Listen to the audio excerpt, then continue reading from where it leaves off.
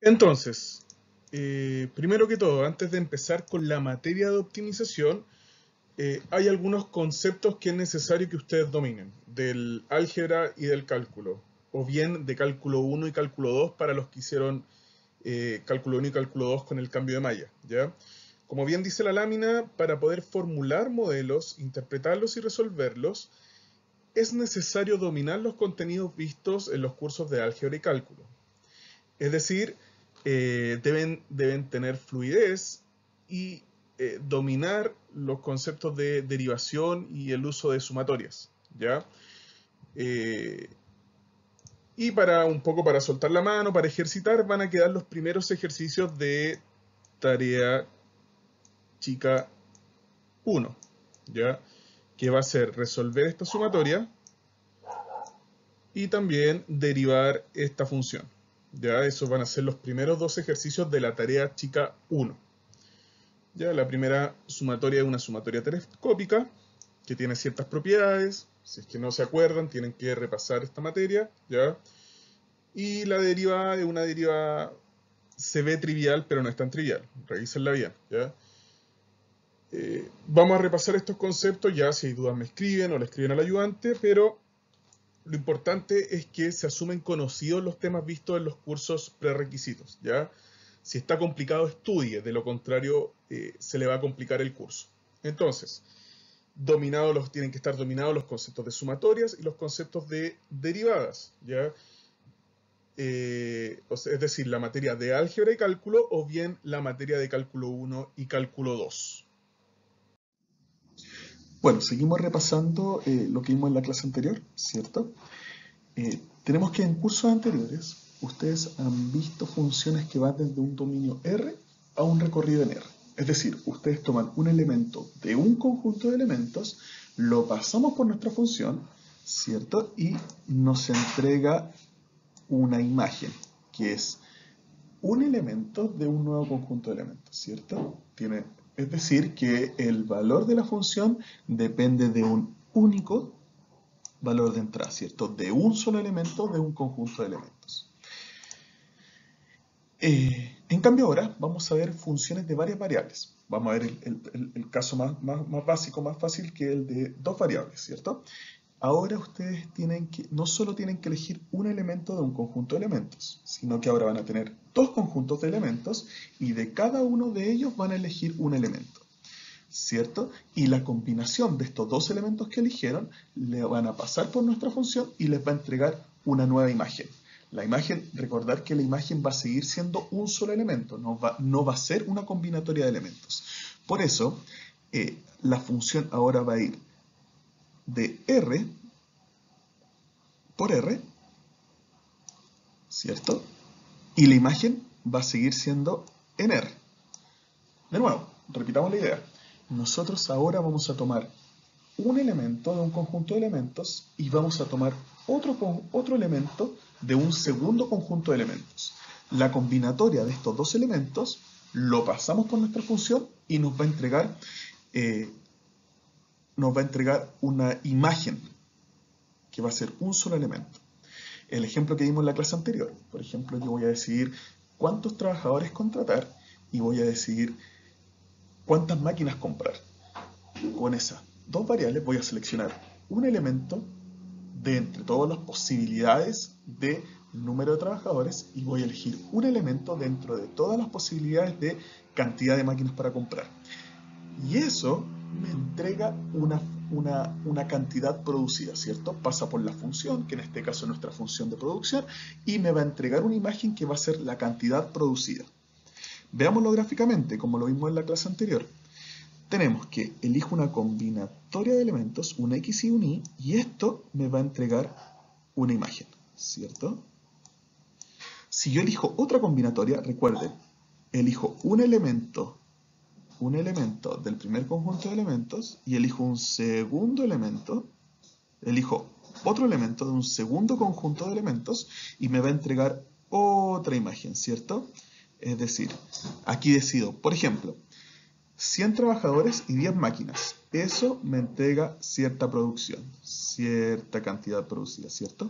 Pero si ahora yo elijo 5 máquinas y 5 trabajadores, eso me entrega otra cantidad producida.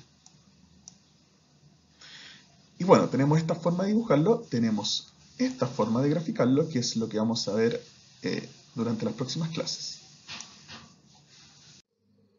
Entonces, algunos ejemplos de funciones de varias variables. Esta materia es mucho más familiar para los alumnos que ya hicieron cálculo 2, ¿ya?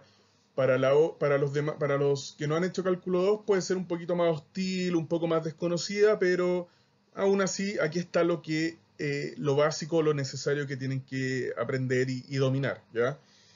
Ejemplos de funciones de varias variables. Tenemos la ecuación del PIB, ¿ya?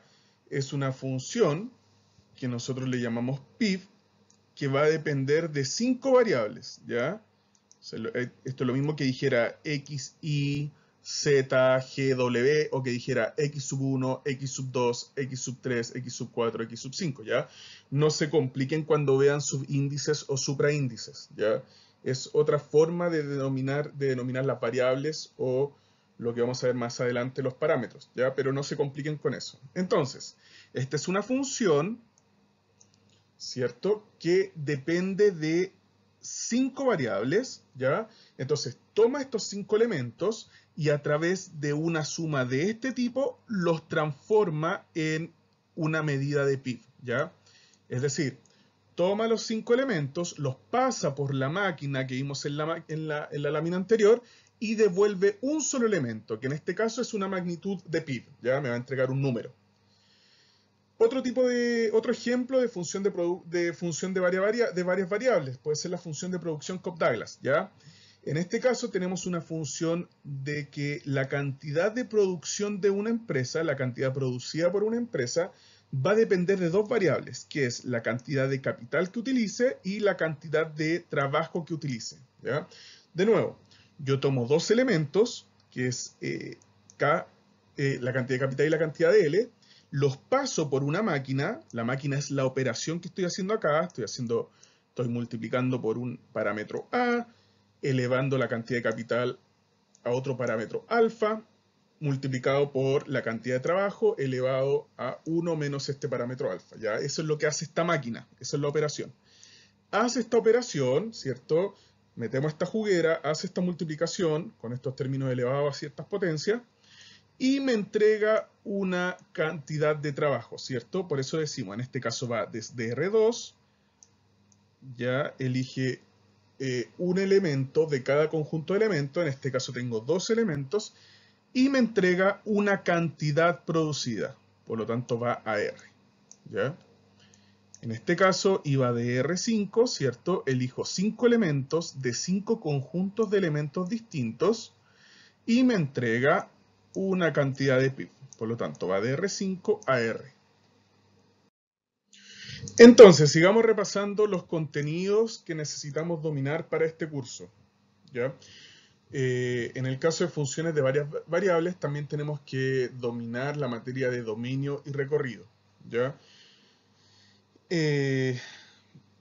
Entonces, el dominio de nuestra función va a ser el conjunto de lo posible, ¿ya?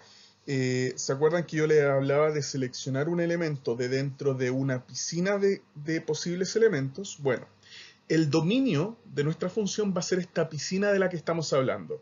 Es decir, todas las posibilidades, el conjunto de lo posible de elementos que puede tomar nuestra función, ¿ya? Más adelante vamos a acotar este dominio a través de restricciones, ¿ya? Pero eso lo vamos a ver más adelante, que las vamos a denominar así. Pero por el momento veamos qué es dominio y qué es recorrido. Entonces, dominio es el conjunto de lo posible, es decir, qué posibilidades pueden tomar en este caso los valores x y los valores y, ¿ya?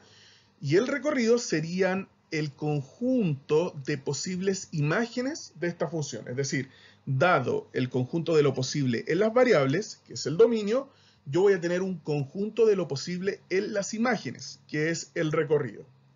Entonces, veamos este ejemplo. En este caso, ¿cuál sería el dominio y cuál sería el recorrido? Piénsenlo antes de pasar a la siguiente lámina.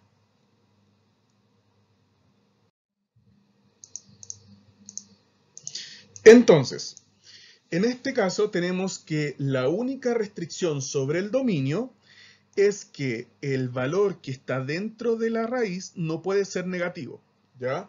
Entonces, ¿cómo se lee esto? El dominio de f, el dominio de la función f, son los pares x, y pertenecientes a R2, tal que x cuadrado menos y tiene que ser mayor o igual que 0, ¿cierto? Para que no nos quede un número negativo bajo el paréntesis, ¿ya? Dentro de la raíz, ¿ya? La única restricción que se tiene que cumplir para el dominio es que